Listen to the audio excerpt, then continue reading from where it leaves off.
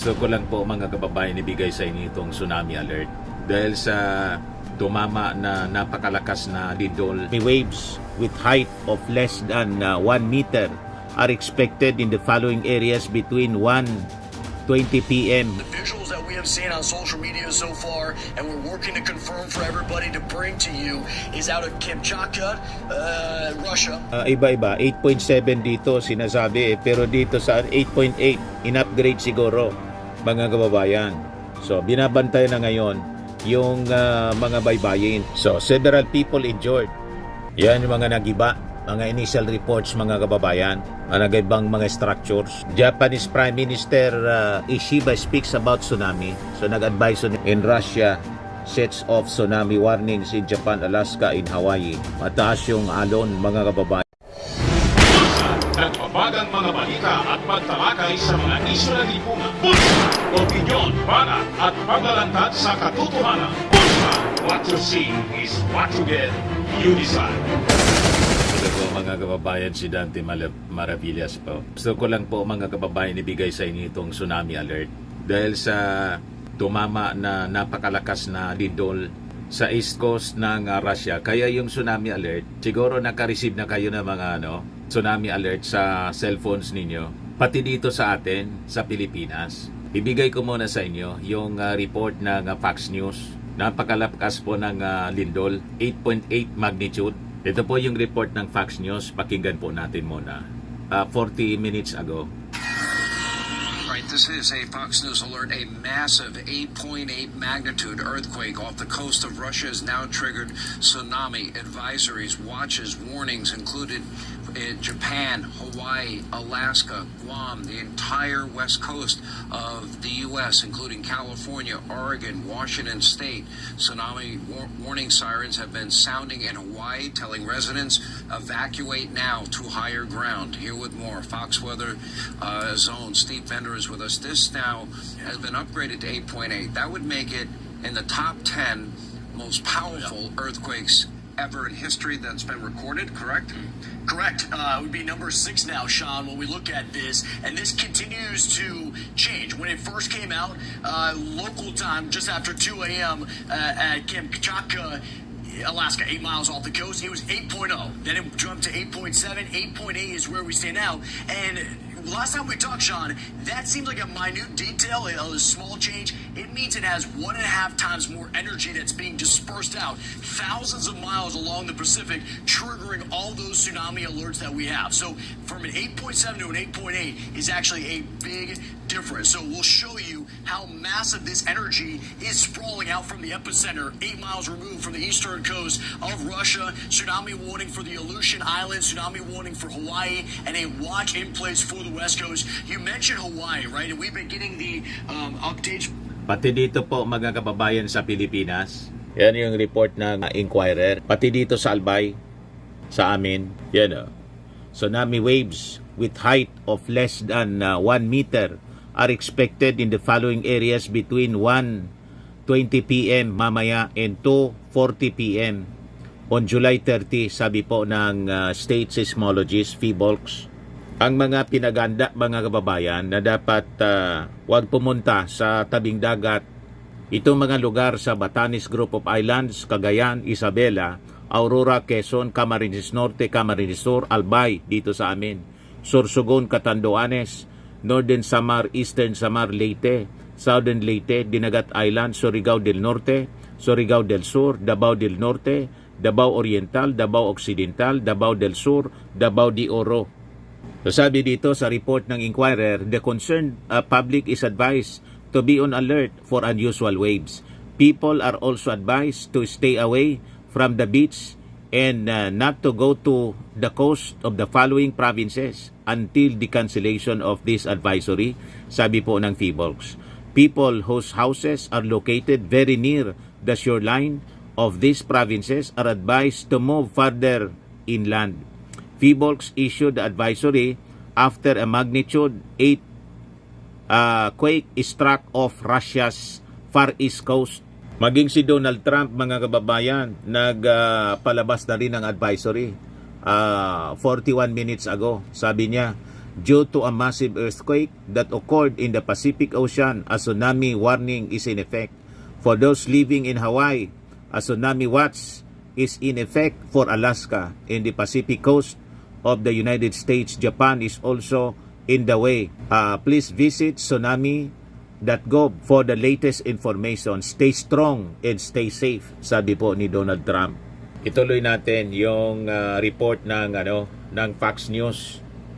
Updates from Oahu, the emergency management, they have sirens going on right now. I think we have a live visual from Hawaii because, Sean, when you and I were talking, you think about what we're in right now. It's the summertime. Families are going to Hawaii. You're trying to make a dream out of this opportunity, and now you're hearing these sirens erupt. We saw people that were just relaxing at the beach, and big concerns about after 7:15 local time this evening is when the tsunami is expected to make impacts.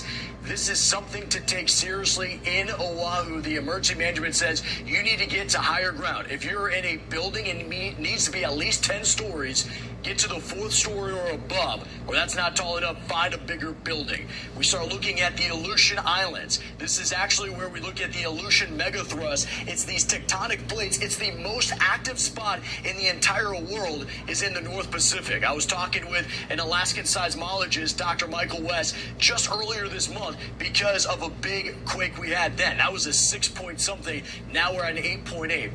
Looking at Hawaii, we are also getting some updates that out of Hilo, the airport is now closed because they're using this as the spot where they're going to be getting out emergency personnel to coordinate with any of the impacts that are going to happen. So they are shutting down the airports, they're getting the sirens, and they're telling everybody you need to get to higher ground. The visuals that we have seen on social media so far, and we're working to confirm for everybody to bring to you, is out of Kamchatka, Russia, 8 miles removed. They've already seen the wave push in and flooding along the coast. In Japan, we have also seen this. So this is a confirmed tsunami that is heading towards these directions. We have also had people that are in Maui, in Hawaii, that said there's massive traffic jams because everybody's trying to get to higher ground. If you look at the visuals there, you can see there is steep terrain, but a lot of the tourist areas, a lot of where people want to be are down on the water. They're in the marina as we scan it through there, and right now it looks beautiful.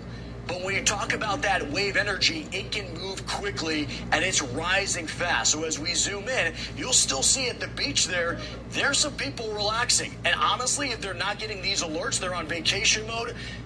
Why would they leave until you start hearing those sirens? That's why it's so important to make sure people are getting their action plan. It does look like a few people are starting to leave. So you think about how far Hawaii is. Nag-aalisa From na the yung mga epicenter tao. of this, thousands of miles, and it's not losing any of its energy. Go even further, and now you're along the lower 48, the West Coast, Pacific Northwest. What is the time frame from Gold Beach, Oregon, a story up towards Port Angeles, you're looking at right before midnight. So 11:40 p.m. Pacific. When it's the time frame from Gold Beach, Oregon, a story up towards Port Angeles, you're looking at right before midnight. So 11:40 p.m. Pacific time. Then you get it to Northern California, Eureka, down towards the Bay Area, 12:40 a.m. local time, and then down into Malibu, San Diego, Los Angeles, looking at just after 1 a.m., Sean. So, dito tumama mga kababayan yung magnitude 8.7, sabi 8.8. Yan, breaking. The earthquake of the Russian coast has been upgraded to a magnitude 8.7. This is the largest earthquake on the planet since 2011 Japanese earthquake. Yung unang report, magnitude 8.8. Pero dito sa Al Jazeera report, 8.7. Pero iba-iba, 8.7 dito sinasabi. Pero dito sa 8.8, in-upgrade siguro mga kababayan. So, binabantay na ngayon yung mga baybayin para possible tsunami. Ito sa Hawaiian Islands, mga kababayan. Sabi dito, new images from the Russian Far East town of Severo Korolis after tsunami flooding began to recede this afternoon. The port was completely inundated with heavy damage reported. Yan po. Media reports say that several buildings were swept away in the town of Severo Korolis in the Coral Islands when tsunami waves hit earlier today. So dito tumama mga kababayan yung magnitude 8.8 na lindol, napakalakas na lindol. This image taken from a video released by the Geophysical Service of the Russian Academy of Sciences shows the aftermath of tsunami hitting the coastal area of Severokorilsk at Paramoshir Island of Kuril Island sa Russia po. So, several people injured. Yan yung mga nagiba, mga initial reports mga kababayan, mga ibang mga structures. Japanese Prime Minister Ishiba speaks about tsunami. So, nag-advise na rin sila mga kababayan. Si Ishiba. Yan po yung waves as published by Manila Bulletin. 8.7 na kakalito. Sabi 8.8. 8.7 magnitude earthquake in Russia sets off tsunami warnings in Japan, Alaska, in Hawaii. Mataas yung alon mga kababayan. Tsunami. Courtesy ng Associated Press. Mga kababayan. Published by Manila Bulletin. Ito naman po, Firmax Firming and Lifting Cream, pinapahid po sa mga pulses in affected area. Mainam po sa paninigas ng mga kaso-kasuan. Ito naman po, Automax Radiant Serum. Sa mukha naman yung application, anti-aging po siya. You will look 10 years younger than your age. Sa mga cancer patients naman po, baka lang gusto ninyo itong itry. Neng siya red mixed fruit drink. Hindi mo po siya gamot, food supplement siya. Kaya lang, gawa siya mga kababayan sa goji berry. Yung goji berry, may anti-cancer properties. O ngayon, yung mga inquiries ninyo, dumiritso na lang kayo sa aming messenger sa Facebook para masagot namin agad. Ayos pa? Ayos na ayosan niya, Mr. Maravilla. But anyway, ito po pala yung aming bagong product na binibenta online. I am worldwide amazing pure organic barley powdered drink mix from Australia. Negosyo to ng aking anak na architect entrepreneur Riz Maravillas. Ayan po. Kontakin na lang po ninyo siya, Riz Maravillas on Facebook.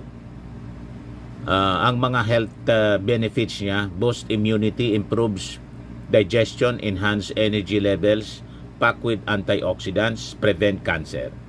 Sa mga nagana po ng malinis and spacious fitness gym, pumunta lang po kayo sa aming Colossal Fitness Gym. May Grab car rental din po kami. Ito naman po yung bago naming product na binibenta online.